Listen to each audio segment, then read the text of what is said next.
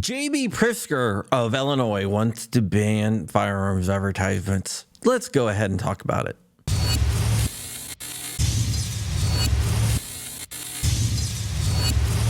What's up, Wolverines? Welcome back to John Crump News, where we discuss 2A issues every day. I'm your host, John Crump, and today we are sponsored by our friends over at Gideon Optics. Gideon Optics makes premium optics at an affordable price. So why spend money on some type of optic that's going to cost you a fortune when you can buy a Gideon Optic and get the same quality but save a lot of money? I run a Mediator, and that's a great optic. I also run an Omega and a Judge, and they are all fantastic. They can take a beating and they hold zero. So check out Gideon Optics at GideonOptics.com. And while you're at it, go ahead, like, comment, and subscribe. It would really help out the channel. Today, we're going to be talking about Illinois and their attempts to ban the advertisement of firearms to children and militants, or ads that appeal to those groups, which is very ambiguous and open and arbitrary. And I think that is the point. I think the point is to try to shut down advertisements to everyone.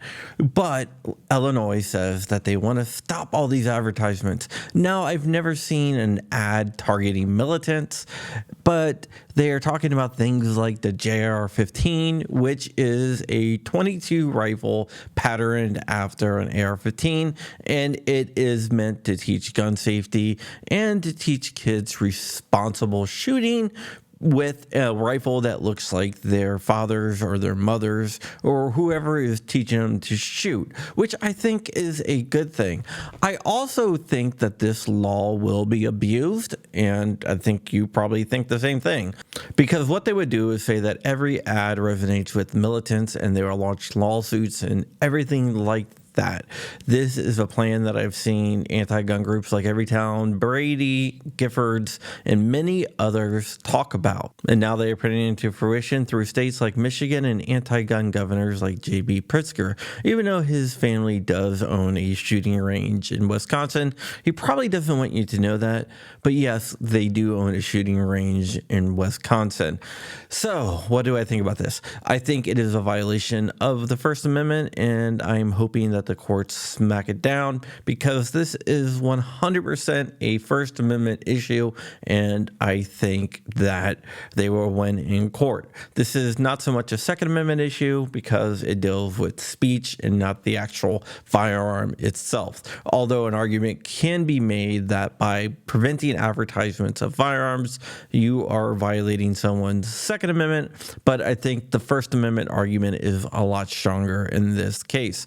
Hopefully this law does not go into effect. It is still a bill, so it can be defeated. So if you're in Illinois, you want to contact your representatives and say that you stand firmly against this law and you want them to take a stand against it as well. Even if contacting your representatives does not stop this bad law from being passed, what it does do is shine a light on what these anti-gun groups and anti-gun politicians are going to try nationwide. It's all about trying to subvert your rights and shut down your freedom of speech and shut down your right to bear arms. So we need to shine a light on it.